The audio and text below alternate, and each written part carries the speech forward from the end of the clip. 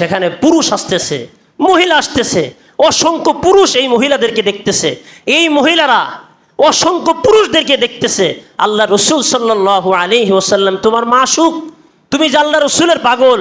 আল্লাহ রসুল যে বলে গেছেন জিনাল আইনি আন নজরু, চোখের জিনা হলো দৃষ্টি করা, চোখ দিয়ে দেখা।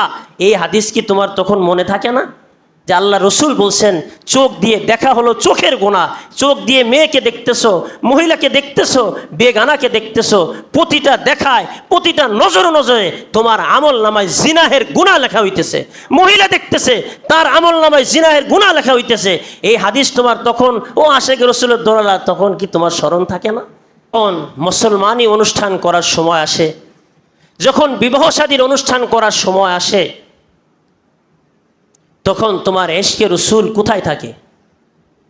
কিভাবে এরকম রাত দিন গান বাজনা করো, রাত 1টা 1:30 2টা 3টা পর্যন্ত কিভাবে গান বাজাও?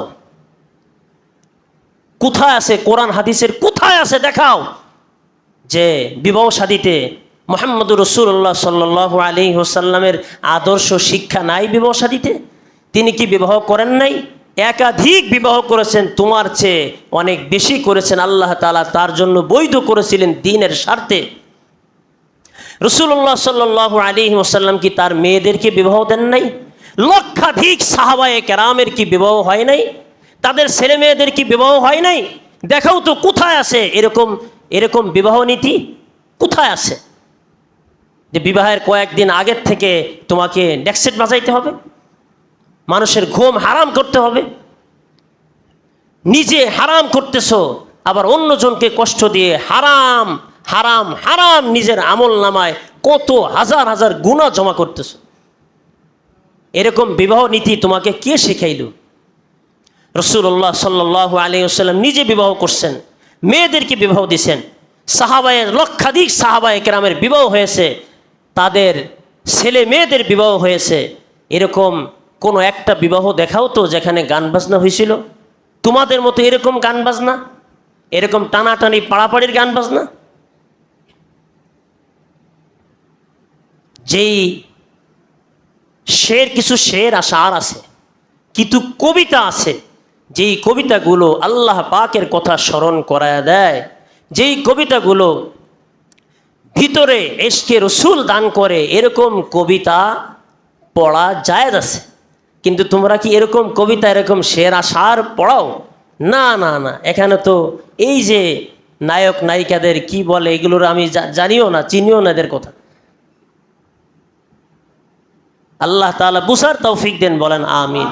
এই যে বিবাহ অনুষ্ঠান, মুহাম্মদুর রাসূলুল্লাহ সাল্লাল্লাহু আলাইহি ওয়াসাল্লামের বিবাহ অনুষ্ঠান আর তোমার বিবাহ অনুষ্ঠান, সাহাবী হযরত আব্দুল্লাহ ইবনে জুবাইর রাদিয়াল্লাহু তাআলা আনহু বিবাহ করেছেন। আল্লাহর নবী সাল্লাল্লাহু আলাইহি ওয়াসাল্লাম কেউ জানান নাই। বুখারী শরীফে হাদিস এসেছে, নবীজি তার হাতে দেখলেন মেহেদি, দেখে মনে হইতেছে উনি বিবাহ করে ফেলছেন। আল্লাহ রসুল সাল্লাল্লাহু আলাইহি ওয়াসাল্লাম জিজ্ঞেস করলেন, ও সাহাবী, কি ব্যাপার, তোমাকে দেখে তো মনে হইতেছে তুমি বিবাহ করে ফেলছো। সাহাবী লজ্জা পেয়ে গেলেন, আমি যে আল্লাহ রসুলকেও জানাই নাই।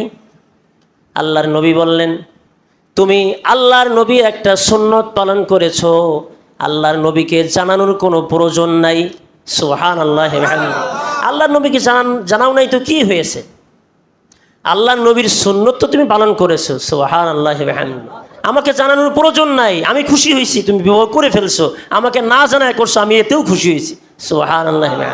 সাহাবীর বিবাহ, আর তোমাকে 1 সপ্তাহ 10 দিন আগের থেকে ঢোল ঢাগর পিটাইয়া তোমাকে জানাইতে হবে বিবাহ হইতেছে আমার, বিবাহ হইতেছে আমার ছেলের, বিবাহ হইতেছে আমার মেয়ের। কই পাইলা এই আদর্শ? আশিক রাসূলের দল কই পাইলা এই শিক্ষা, এই নীতি, এই গর্হিত কাজ কোথায় পাইলাম? বিবাহ হইতেছে এখানে হোক যেখানেই হোক, বিবাহ হইতেছে। বিবাহের মধ্যে যে মেয়েরা আসে দাওয়াত খাইতে, তাদের জন্য আলাদা প্যান্ডেল রাখো? আর ওই মেয়েরা কি একেবারে বোরকা পরে হাত মোজা পা মোজা লাগায় আসে? মেয়েরা তো মাথা খোলা, গলা খোলা, চেহারা খোলা, পিঠ পেটের বিভিন্ন অংশ দেখা যাইতেছে, লাল নীল কাপড় পরে বিভিন্ন লিপস্টিক ইত্যাদি লাগিয়ে তারা আসে নিজের দিকে অন্য পুরুষকে আকৃষ্ট করার জন্য। যাতে আমাকে দেখে ভালো লাগে। যেই আমাকে দেখে বলে যে শ্বাসটা বড় ডাটের হইছে, এই জন্যই তো ডাট ফিট করে, এই জন্যই তো সাজগোজ করে, না কি অন্য কোনো জন্য, অন্য কোনো কারণে? এই যে তুমি একটা মিলন মেলা ঘটাইলা নারী পুরুষের, এই অধিকারটা তোমাকে কে দিল? ও আশেকে রসুলের দল। কে দিল তোমাকে? আল্লাহ দিছেন, আল্লাহ রসুল দিছেন।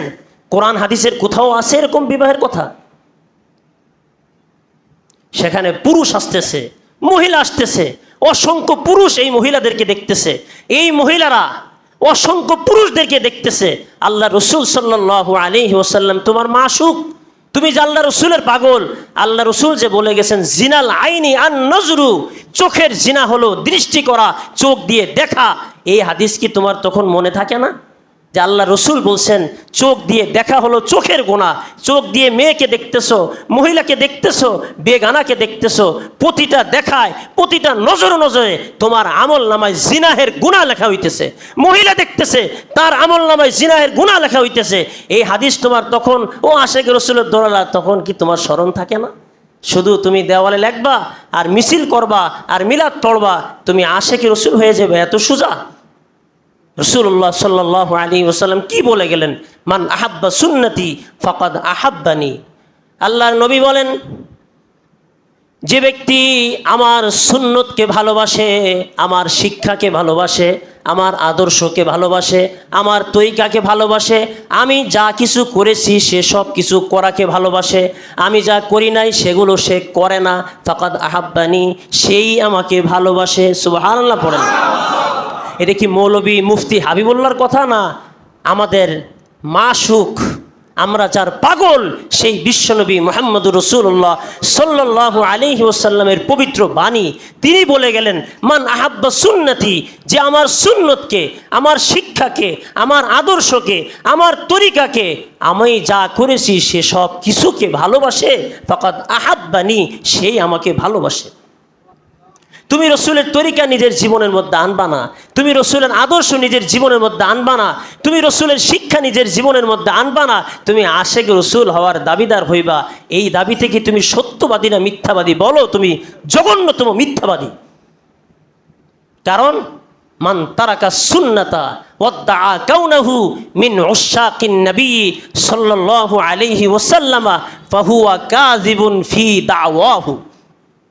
যে ব্যক্তি নবীর সুন্নত ছেড়ে দেয় আর দাবি করে আমি আল্লাহ রসুলের আশেক, তার সম্পর্কে কিতাবে এসেছে ফাহুয়া কাযিবুন ফি দাওয়াহু, সে আশেকে রসুল হওয়ার এই দাবিতে চরম মিথ্যাবাদী। নাউজুবিল্লাহ, বলো নাউজুবিল্লাহ। আল্লাহর নবী বলেন মান রাগিবা আন সুন্নতি ফালাইসা মিন্নি, যে আমার সুন্নত ছেড়ে দেয়, আমার সুন্নত থেকে, আমার আদর্শ থেকে, আমার তরিকা থেকে, আমার শিক্ষা থেকে, আমার রীতিনীতি থেকে যে নিজেকে পৃথক করে, দূরে সরা রাখে, ফালাইসা মিন্নি, সে আমার দলভুক্ত নয়, আমার সাথে তার কোনো সম্পর্কই নাই।